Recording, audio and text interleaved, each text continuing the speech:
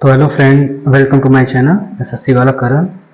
आज हम देखेंगे कि एक नई वैकेंसी आई है। ठीक है, वो वैकेंसी है आईबी की, इंटेलिजेंस ब्यूरो की। ठीक है, आप देख पा रहे हैं। तो देखते हैं हम लोग। पहले मैंने इसका नोटिफिकेशन डाउनलोड कर लिया है और मैं इसमें एक एक चीज़ आपको बताने जा रहा हूँ। आप थोड़ा सा ध्यान से देखिएगा।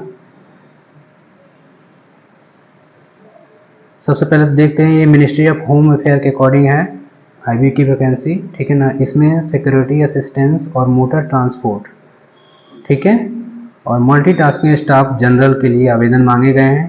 टोटल 600 आई थिंक यहाँ पे देख सकते हैं। ठीक है, ये है, हाँ, 677 यानी कि 377 पोस्ट के लिए आवेदन मांगे गए हैं। ठीक है ना, डिफरेंट स्टेट में। ठीक है, तो आइए हम इसको देखते हैं।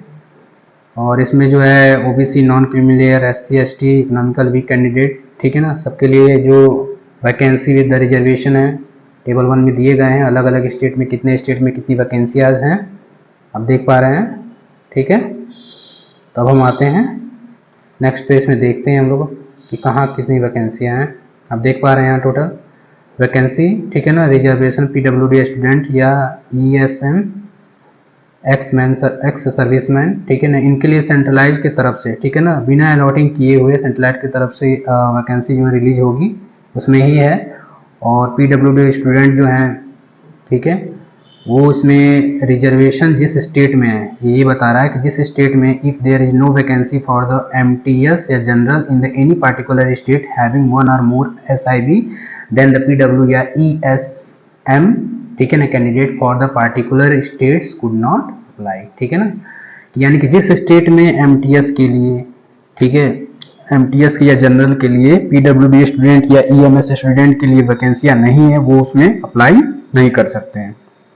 और एक और चीज़ दिया है इसमें, आपको और चीज़ बता दे रहा हूँ।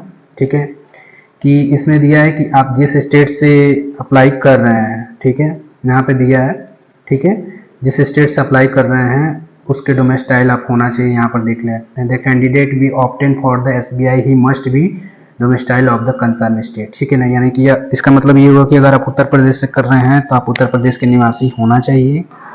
ठीक है, और the can opt only for the one SIB he must be domicile, यानी कि आप किसी एक पोस्ट के लिए अप्लाई कर सकते हैं। ठीक है ना, वैसे तो मल्टीपल्स के लिए भी कर सकते हैं, इसमें दिया गया है, मैं आपको बताऊंगा, लेकिन आप जिस पार्टिकुलर स्टेट के लिए कीजिएगा आप उसके निवासी होने चाहिए। ठीक है, तो इसमें एक और चीज़ बोल रहा है कि जो एससी और एमटी की भर्ती यानी सिक्योरिटी असिस्टेंस और मोटर ट्रांसपोर्ट, ठीक है ना, वो पीडब्ल्यूडी स्टूडेंट्स यानी कि जो एचएच कैटेगरी के हैं, ओएच हैं, वीएच हैं या ऑसम हैं, ठीक है ना, वो लोग अप्लाई नहीं करें इसको। ठीक है ना, वो उन लोगों के लिए नहीं है। ठीक है, और बाकी जो एमटीएस के लिए यहाँ पर दिए गए हैं, एमटीएस जनरल के लिए, इनके लिए जो है पीडब्ल्यूडी स्टूडेंट के लिए कुछ सीटें जो हैं रिजर्व हैं। ठीक है, और वो भी कह रहे हैं 100+ जो ब्लाइंड होना चाहिए वो छोड़कर। ठीक है, तो आप देख पा रहे हैं पीडब्ल्यूडी स्टूडेंट, आप अपना इसको नोटिफिकेशन को अच्छी तरह से पढ़ लीजिएगा, फिर आप अप्लाई कीजिएगा। हम लोग आगे आते हैं, इसमें अभी देखते हैं कि tier 1 will be the common and the performance for the merit of the field. ठीक है ना, exam pave the way of the further process of the tier 2 of the respective post. इसका मतलब ये हुआ कि टीयर 1 जो है बहुत इंपॉर्टेंट है और इसी के परफॉर्मेंस पर आपका मेरिट लिस्ट बनने वाला है। ये कॉमन एग्जाम होगा, यानी कि एमए एमटी के लिए, ठीक है, एमटी के लिए और एसए के लिए सिक्योरिटी असिस्टेंस, ठीक है, या मोटर ट्रांसपोर्ट, ये दोनों के लिए, या एमटीएस के लिए जितने भी एग्जाम पूछे गए उसके लिए टीयर 1 जो है सेम सिलेबस होगा और यही जो है इसी पे मेरिट बेस बनेगा। टीयर 1 जो है वो, टीयर 2 जो है वो क्वालिफाइंग इन नेचर है, मैं अब आगे इसके बारे में बताऊंगा आपको। ठीक है ना, आप देख पा रहे हैं यहाँ पे, ठीक है ना, हाँ, टीयर 1, ठीक है ना, आपको जो है 5 स्टेट दिए जाएंगे एग्जामिनेशन सेंटर के लिए, डिफरेंट स्टेट में डिफरेंट जगह जो है इसमें जो है आप सेंटर डाल सकते हैं। बस 5 दिए जाएंगे। The candidate has to indicate the 5 post, 5 जो है चॉइस दिए जाएंगे एग्जामिनेशन सेंटर टीयर 1 के लिए। ठीक है ना, जो नीचे वर्टिकली में दिए गए हैं ये सब स्टेट हैं और कहाँ कहाँ सेंटर भेजता है। स्कीम ऑफ एग्जाम के बारे में हम देख सकते हैं। टीयर 1 मैंने बोला था एसए एमटी और एमटीएस जनरल के लिए सेम सिलेबस है। ठीक है ना, टोटल 100 क्वेश्चन पूछे जाएंगे, 100 मार्क्स के, 1 घंटे का टाइम रहेगा। ठीक है ना, तो टीयर 1 का जो सिलेबस होगा वो जनरल अवेयरेंस होगा, जो कि 40 नंबर का होगा भाई। सबसे ज़्यादा इंपॉर्टेंट फैक्टर ये रखता है जनरल अवेयरेंस। क्वांट क्वेश्चन पूछे जाएंगे 20, न्यूमेरिकल जो लॉजिकल रीजनिंग है उससे 20 पूछे जाएंगे, इंग्लिश लैंग्वेज से 20 पूछे जाएंगे, ठीक है ना। इसमें नेगेटिव मार्किंग भी है 25%, यानी 1/4 मार्क्स है, नेगेटिव मार्किंग है, ठीक है ना। ये जो ट्रेड वाले हैं मोटर मैकेनिज्म और ड्राइविंग टेस्ट वाले, ठीक है ना, इनके लिए अब भाई जो लोग अप्लाई करना चाहते हैं, ठीक है ना, ठीक है, वो अपना देख सकते हैं। और बस इसमें ये दे दिया है कि there will be the minimum cut off the 40% for tier two के लिए कम से कम 40% मार्क लाना जरूरी है, ठीक है ना। और इसमें भी जो एमटीएस और जनरल के लिए है, ठीक है, इसमें भी जो है वो डिस्क्रिप्टिव टाइप का पेपर होगा इंग्लिश लैंग्वेज का। आप देख पा रहे हैं बेसिक इंग्लिश लैंग्वेज पूछा जाएगा, जिसमें vocab, grammar correction, sentence structure, सीनो एंटो, ठीक है। और कंप्रीहेंशन जो है टेस्ट लिया जाएगा। पैराग्राफ राइटिंग जो है 150 वर्ड के दिए जाएंगे। Tier 2 will be the qualifying nature with the qualifying mark the 20, ठीक है ना। क्वालिफाइंग जो मिनिमम मार्क्स है वो 20, ठीक है ना। ये क्वालिफाइंग नेचर मैंने आपको पहले ही बता दिया था, ठीक है। टोटल 50 क्वेश्चन होंगे, 50 नंबर के 1 घंटे का पेपर होगा, ठीक है। नोट 1 में देख लीजिए जो कट ऑफ मार्क्स 100 हैं, ठीक है, उसमें क्या बताया गया, एग्जाम विद यू आर, ये सब दिए गए हैं, treated as the on category wise, ठीक है। कैटेगरी वाइज जो है इन लोग का अपना कट ऑफ बनेगा, यूआर का अलग बनता है, ओबीसी का अलग बनता है, आपको पता ही है, ठीक है। तो आप देख रहे हैं कि जो एसए और एमटी की जो मेरिट लिस्ट प्रिपेयर्ड होगी ऑन द कम्बिनेशन, यानी कि टीयर 1 और टीयर 2 के बेस पे होगी, ठीक है ना। और जो नोट 3 में आप देख पा रहे हैं यहाँ पर जो पोस्ट एमटीएस जनरल के लिए होगी वो मेरिट लिस्ट प्रिपेयर्ड होगी बेसिक परफॉर्मेंस टीयर 1, ठीक है, exam along with the provide in qualifying in tier 2, ठीक है ना। ये तभी होगी, ठीक है ना, कि जो लोग टीयर 2 में भी क्वालिफाइंग करेंगे, ठीक है। मैंने बता दिया कि 20 नंबर का इसमें रखा गया है, qualifying marks 20 number minimum qualifying marks है, ठीक है, ठीक है। तो टीयर 1 के आधार पर बेस बनने वाली है, ठीक है। तो आप देख रहे हैं सिलेक्शन ऑफ द प्रोसीजर, ये आप खुद पढ़ लीजिए, 1/4 मार्किंग है, ठीक है।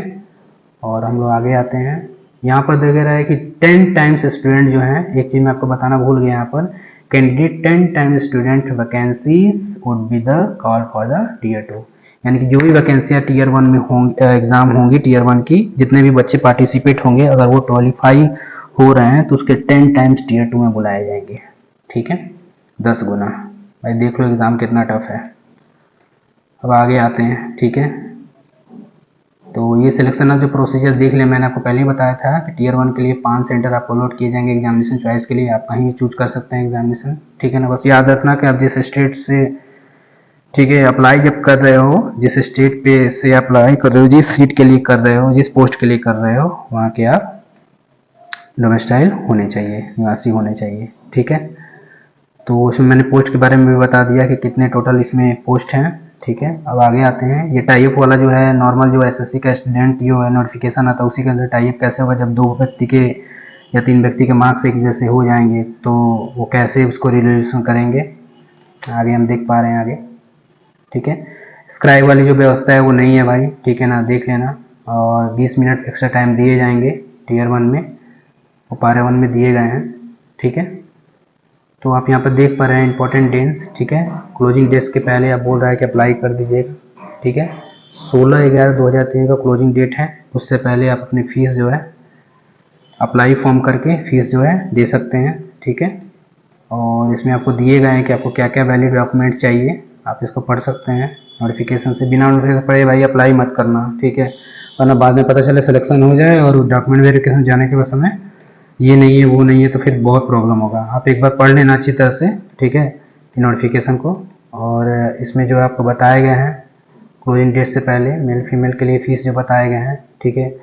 It is the 2 component, exam fees जो प्रोसेसिंग फ़ीस है वो 50 रुपये लिया जा रहा है और एग्ज़ाम फीस 450 रुपये लिए जा रहे हैं, ठीक है। तो जो मेल कैंडिडेट है जनरल के, इकोनॉमिकल और ओबीसी कैटेगरी के हैं, एग्ज़ाम फ़ी एडिशनल फीस, ठीक है, यानी कि आपको ये 50 रुपये और 450 रुपये टोटल 500 रुपये पेमेंट करना है, ठीक है।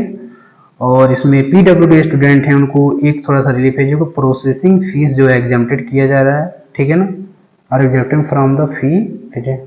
However they will have to pay the recruitment processing fee, यानी 450 रुपये आपको पीडब्ल्यूडी स्टूडेंट को देना है, ठीक है। आप ऑनलाइन ऑफलाइन दोनों मोड में पे करना है आपको क्लोजिंग डेट से पहले। ये जनरल इंस्ट्रक्शन है, आप देख पा रहे हैं, ठीक है।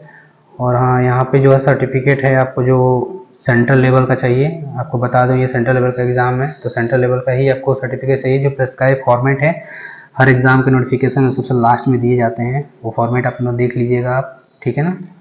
और आपको क्या क्या चाहिए इसमें, डॉक्यूमेंट वेरिफिकेशन के समय आप देख लीजिए, इसमें सारा चीज़ दिया गया है, ठीक है। इकोनॉमिकल वीक के लिए क्या सर्टिफिकेट चाहिए, ठीक है ना। ड्राइविंग लाइसेंस, ठीक है, ड्राइविंग लाइसेंस ज़रूरी है, ठीक है।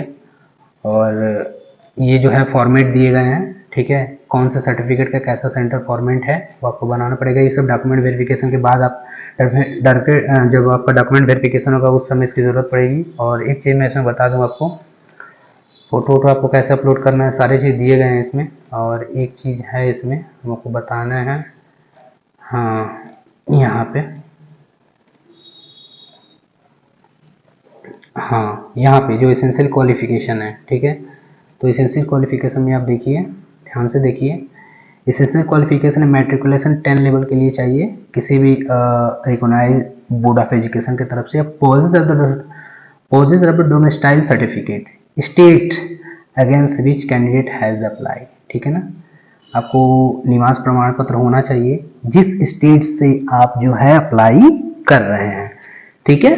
जिस स्टेट से, ये नॉर्मल एमटीएस के लिए दिखाया जा रहा है, ठीक है ना।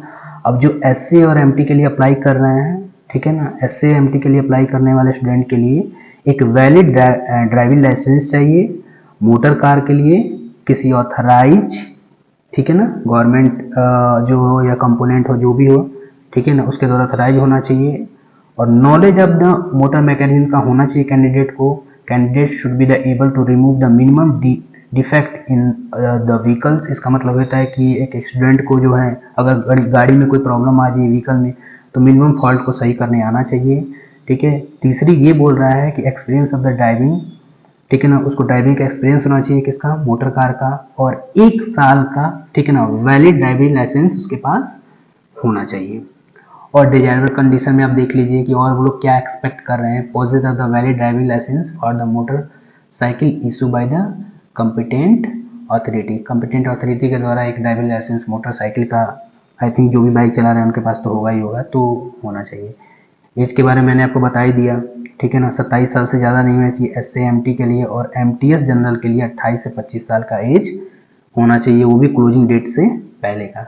यहाँ पर आप देख पा रहे हैं, ठीक है ना, कि जो अपर एज लिमिट है, रिलैक्सेशन है, उनको 5 साल का दिया जाएगा एससी एसटी के लिए, और 3 साल के लिए दिया जाएगा एज रिलैक्सेशन ओबीसी के लिए, ठीक है। तो ऐसे आप देख सकते हैं भाई, तो सारा नोटिफिकेशन दे दिया गया है इसमें, मैंने आपको बता दिया जितना बताना था। आप देख लीजिए यहाँ पर स्टेट वाइज जो वैकेंसीज दी गई हैं, ठीक है। ओबीसी में आई थिंक ना ही के बराबर है, समझ लीजिए। सबसे ज़्यादा तो जनरल में है, आप देख पा रहे हैं यहाँ से नीचे जो है, ठीक है ना। जनरल में दिए गए हैं एमटी के लिए 221 और एमटीएस जनरल के लिए 183, ठीक है ना, सब जनरल का है। और ये है ओबीसी का, ठीक है। तो आई थिंक ओबीसी में इन्होंने कम वैकेंसियाँ निकाली है, बट डजंट मैटर, ठीक है। लग जाइए भाई लोग, आप इसको अच्छी तरह से नोटिफिकेशन करके अप्लाई कीजिए। तब के लिए टेक केयर, हम लोग नेक्स्ट वीडियो में देखेंगे। अब अगर कुछ भी ऐसा नोटिफिकेशन आ रहा है तो मैं आपको उससे अवेयरनेस कर